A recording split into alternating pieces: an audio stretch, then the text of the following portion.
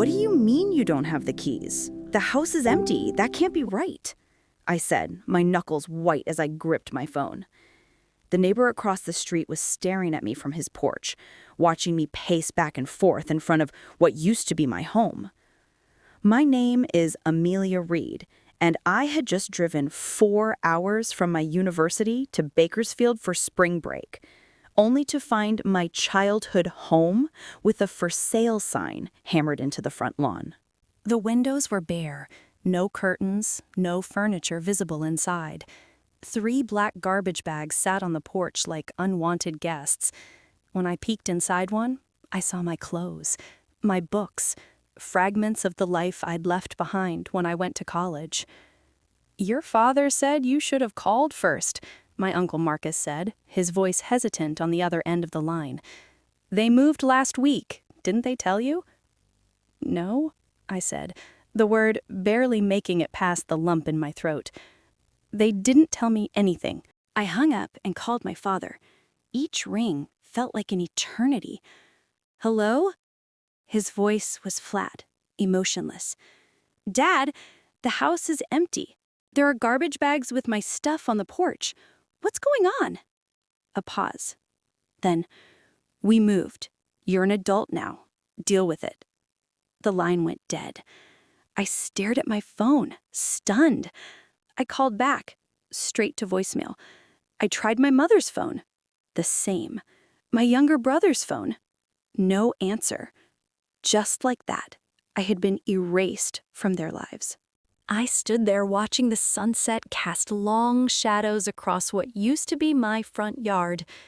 The maple tree my father and I had planted when I was 8 still stood tall, its branches reaching toward a house that no longer belonged to us. I had sent part of my scholarship money home every month. I had maintained a 3.9 GPA in pre-law while working part-time. I had been the responsible one, the quiet one, the one who never caused trouble, and this was my reward. I didn't cry. Not then. Instead, I picked up those garbage bags and loaded them into my car. I checked into a motel for the night, laying out my salvaged possessions on the scratchy bedspread. A few textbooks, winter clothes I'd left behind, a broken picture frame with a photo of my family at the beach 3 summers ago, everyone smiling, everyone a liar. That night, I made a decision. If they wanted to erase me, I would return the favor. I would cut all ties, and I would build something they could never take away from me. I grew up believing family meant unconditional support. My parents had immigrated from Mexico before I was born, and family first was practically our household religion. My father worked double shifts at the manufacturing plant, and my mother cleaned houses. They reminded us daily of their sacrifices. My younger brother, Leo, was different. He struggled in school, preferred video games to books, and had been caught shoplifting twice. Yet my parents never threatened to kick him out. They defended him, supported him, forgave him.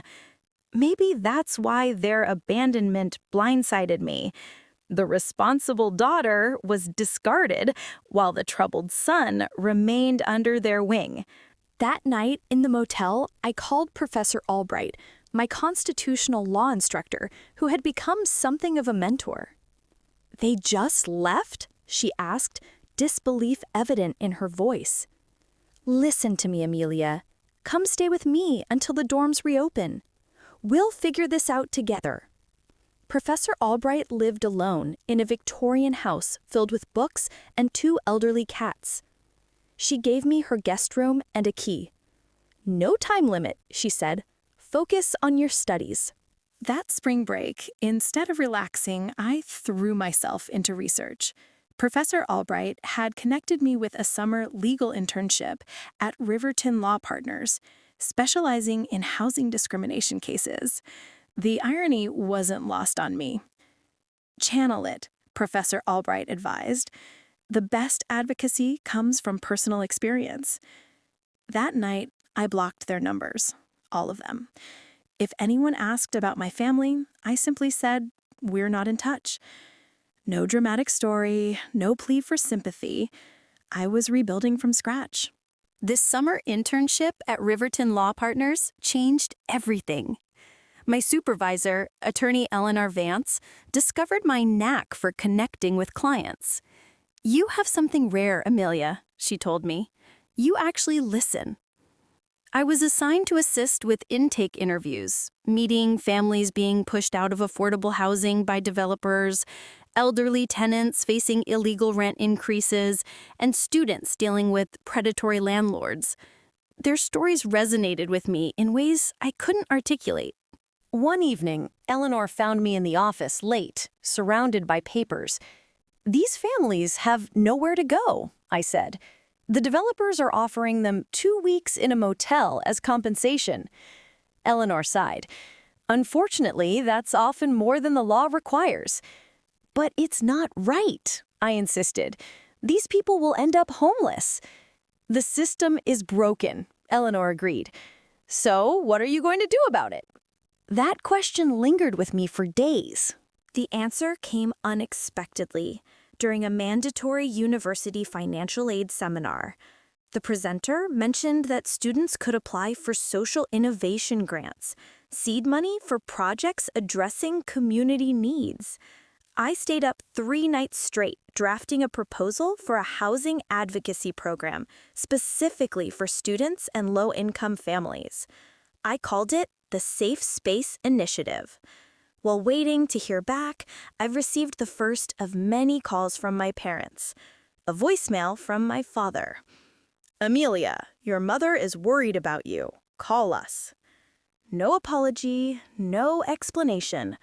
I didn't call back. When the university awarded me the Social Innovation Grant, $25,000, to launch the Safe Space Initiative, I didn't share the news with them. When I was offered a paid position at Riverton, I celebrated with Professor Albright and Eleanor instead. My new family was forming around me. By January, the Safe Space Initiative had assisted 23 students in fighting wrongful evictions. The work was exhausting but fulfilling. Each family that maintained housing, each student who avoided homelessness felt like a personal victory. My parents, meanwhile, had increased their campaign to reconnect. The calls came with alarming frequency. When I continued ignoring them, they enlisted relatives. "Your mother cries every night," my Aunt Clara texted. "Whatever they did, can't you forgive them?" I didn't respond. Forgiveness required acknowledgement, and they had yet to admit any wrongdoing. One afternoon, my mother called my work phone. "How did you get this number?" I asked. "It's on your website," she said. "We're your parents. We have the right." "You lost that right," I interrupted, "when you put my belongings in garbage bags." "Your father made a mistake," she pleaded. "We had financial troubles. The house was being foreclosed on. We were embarrassed." For a moment, I felt a crack in my resolve. "If you were in trouble, you could have told me," I said, my voice softer. "I would have helped." "Your father wouldn't allow it," she said. "His pride." Later that evening, I told Eleanor about the call. "Reasons and excuses aren't the same thing," she said. "Whatever financial troubles they had, they chose to handle it by abandoning you without warning." The next day, against my better judgment, I searched for my family online. I found a cheerful Facebook post from my mother, dated just 3 weeks after they'd moved, showing her, my father, and Leo smiling in front of a new house. The caption read, "New beginnings, so blessed." There had been no financial crisis. There had been no foreclosure. There had just been a decision to leave me behind. The unanswered calls accumulated like falling snow. 120, 150, 200. One day, I received a call from our former neighbor, Mrs. Peterson. "It's about your old house. Someone broke in last night," she said. "The intruder left something behind. An envelope with your name on it. It looks official. There's a law firm's name on it. Can you open it? I asked. I heard paper tearing. It's about your grandmother's estate, she said finally.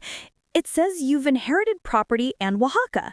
And there's a bank statement, Amelia. It shows a balance of over $400,000. The letter also stated it was finalized last March, 1 month before my parents abandoned me. The Sterling Foundation called while I was still processing the inheritance bombshell. We'd been selected as finalists for their grant and needed to prepare a presentation for their board. After consulting with Eleanor, I contacted the Mexican law firm handling the estate. They confirmed everything. The inheritance was legitimate. The money was mine. And most tellingly, notification had been sent to my parents as my legal guardians over a year ago when I was still 19. They kept this from me. The Sterling presentation was scheduled for a Saturday afternoon in May. 20 minutes in, as I was describing our vision for expansion, the boardroom door opened. "Miss Reed," the foundation's director said, "there are some people here claiming to be your family. They're quite insistent on speaking with you." My heart stopped. After months of unanswered calls, my parents had tracked me down to perhaps the most important professional moment of my young career. "Please tell them I'll speak with them after the presentation," I said, my voice remarkably steady. "This is too important to interrupt." I finished the presentation on autopilot. Outside the boardroom, my parents and Leo waited. "We need to talk," my mother began. "We relocated to a nearby coffee shop." "We were ashamed," my mother admitted. "The foreclosure. Your father lost his job. So instead of asking for help, you abandoned me?" I said. "We found out about your grandmother's money," my father explained. "We thought if we moved, started over, we could fix our finances before you found out. By selling the house and leaving me with nothing?" "We panicked," my mother said. "Your father thought you'd be better off without our problems." "And now?" I pressed. "Why the sudden change of heart?" My father added gruffly, "The safe space thing. In the newspaper. We saw what you've accomplished, and we realized we'd lost something precious." "Your successful daughter," I translated bitterly. "No," my mother insisted. "Our family." I studied them. "I've built a new life," I said finally. "New connections, people who value me. Family doesn't put your belongings in garbage bags." Rising from the table, I placed enough cash to cover our drinks. "I don't need closure. I've moved forward. But if you truly want to make amends, start by respecting my boundaries." As I walked away, I felt a quiet strength. The next morning, the Sterling Foundation called. The Safe Space Initiative had been awarded the full grant. They never called again. Sometimes the family you build yourself becomes stronger than the one you were born into. And as I looked toward my future, I knew I would never again measure my worth through someone else's eyes.